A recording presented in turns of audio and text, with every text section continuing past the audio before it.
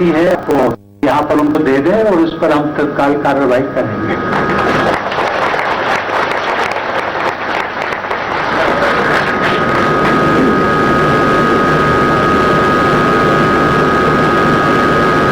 यद्यपि बहुत कुछ कहने का नहीं है, लेकिन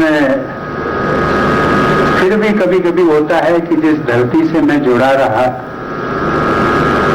एक संघर्ष भरी कहानी है और सबके जीवन में संघर्ष होता है। वो संघर्ष अपने अपने प्रकार का होता है, लेकिन मेरी प्रबल इच्छा है, जो आज मैंने रेलवे का रास्ते में भी देखा, विकास कार्य देखा। चेयरमैन साहब, मैं आपसे गुजारिश करूंगा कि रेल मंत्री जी को मेरी बात जरूर पहुंचाएं। अधिक से अधिक सुविधाएं आप रेल यात्रियों को दे सकें, इसकी आप कोशिश करें। बीच में कुछ आती रहती हैं मांगे, झिझक में लोगों का कहना है कि जब मैं सांसद था तब कई ट्रेनों का यहाँ ठहराव हुआ था, बीच में रुक गई, संभवतः कोरोना के कारण रुकी। लेकिन मुझे उम्मीद है कि जो ट्रेनों का ठहराव पहले था, रुकती थी कोरोना महामारी के पहले, वो धीरे धीरे सभी ट्रेनों का ठहराव यहाँ पर रिस्टोर हो जाएगा।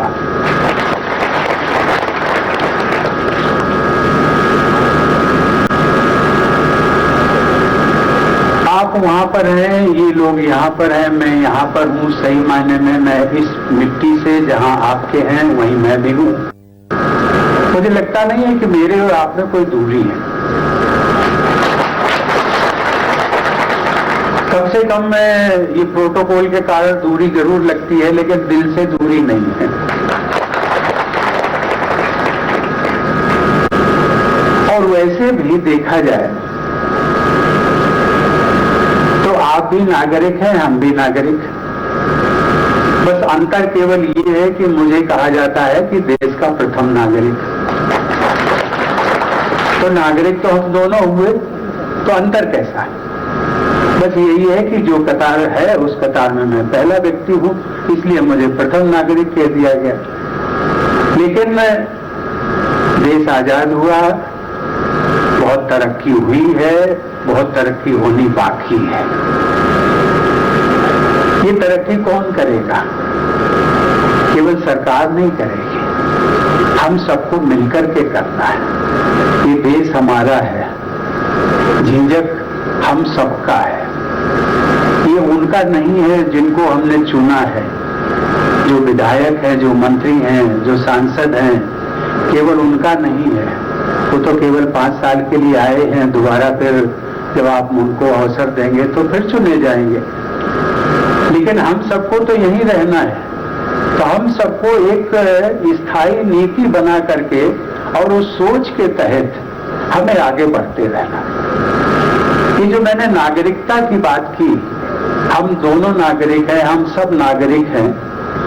हम लोग अधिकारों की बातें बहुत करते रहते हैं। हमारा अधिकार है कि ये ट्रेन यहाँ ठहरनी चाहिए, हम रेलवे को इतना प्रॉफिट देते हैं, इतनी उनकी इनकम होती है। ये भी है कि नहीं, यहाँ से सड़क निकलनी चाहिए, ये भी है कि दूसरे कार्य भी होने चाहिए। बात सच है, मैं सहमत हूँ, उससे मैं अलग नहीं। लेकिन कहीं न कहीं नागरिक होने के नाते हम सबके भी जो दायित्व है वो भी हम कभी कभी पुनर्विचार कर लिया। संविधान में इसका उल्लेख दिया हुआ, और जो पढ़े लिखे हैं वो पढ़ते भी है, लेकिन उस पर जो अमल होता है वो अमल नहीं हो पाता। ये कभी आवेश में, हम लोगों ने देखा होगा, आवेश में कभी कभी किसी मांग को लेकर के ट्रेन का ठहराव, मैं उदाहरण दे रहा हूँ, ट्रेन का ठहराव यहाँ नहीं होता है तो हम ट्रेन को रोकते हैं। कभी कभी इतने आवेश में आ जाते हैं कि ट्रेन में आग भी लगाने की कोशिश करते हैं। आखिर ये ट्रेन है किसकी? ये मैंने केवल ट्रेन का उदाहरण दिया है। इस प्रकार से न जाने कितने, कभी कभी हम लोग एक आंदोलन चलाते हैं, उसमें बसेस को आग लगाई जाती है, स्कूटर, मोटरसाइकिल, सड़कों पर न जाने क्या क्या होता है। ये एक अच्छी प्रवृत्ति नहीं है। इसमें हम लोगों को एक क्षणिक संतोष मिल सकता है, लेकिन अंततोगत्वा हमारी पीढ़ी ही इसको सफर करने वाली है। ट्रेन अगर रुक जाएगी, ट्रेन को आग लगा दी जाएगी, ट्रेन का नुकसान होगा, किसकी है? कहते हैं कि सरकार का। सरकार किसकी है? अरे जिसने टैक्स दिया है, जो टैक्स देता है। आज यदि मैं कहने को सब जानते हैं, इसलिए कहना उसमें कोई बुराई नहीं है। यदि राष्ट्रपति देश का हाईएस्ट पेड एम्प्लॉई है, तो वो टैक्स भी तो देता है। हम टैक्स भी देते हैं 3.25 लाख रुपया महीना, लेकिन वो कोई कहेगा कि आपको, लेकिन जो मिलता है उसकी सब चर्चा करते हैं कि आपको तो 5 लाख मिलता है, तो उसमें से हर महीने 3.25 लाख निकल जाता है। बचा कितना? और जितना बचा उससे अधिक तो हमारे अधिकारी और उन सबको मिलता है कि जो टीचर्स बैठी हुई है ना, टीचर्स, उन सबको सबसे ज्यादा मिलता है।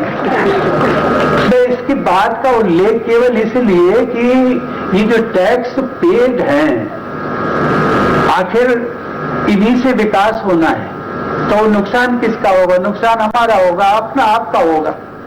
कहीं न कहीं धैर्य देकर के, कहीं न कहीं आवेश में, ये मैं राजनीति की बात नहीं करता हूं, संवैधानिक पद पर हूं, लेकिन मेरा किसी राजनीतिक दल से संवैधानिक पद पाने के बाद लगाव नहीं। मेरे लिए चाहे वो कांग्रेस हो, बीजेपी हो, जेडीयू हो, समाजवादी हो, बीएसपी हो, हर राजनीतिक दल के।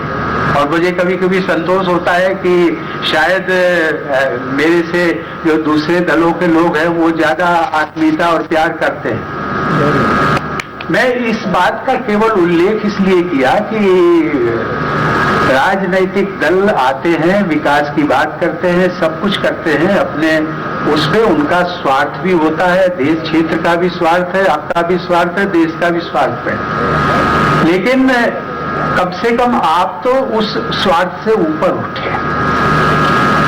आप ऊपर उठेंगे, सोच समझ करके आप वोट करते हैं और ठीक से जो वोट करते हैं।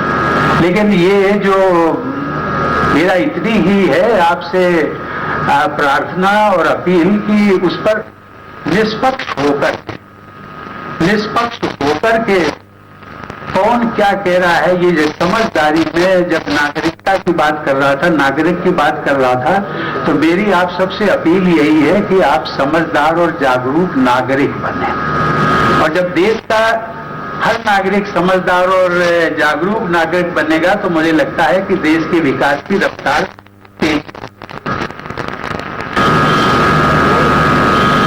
आज कभी कभी लोग कहते हैं कि हमारी जो पीढ़ी है इससे पुरानी पीढ़ी जो थी वो ज्यादा सुखी थी। बात भी सच है, देखने में भी आती है।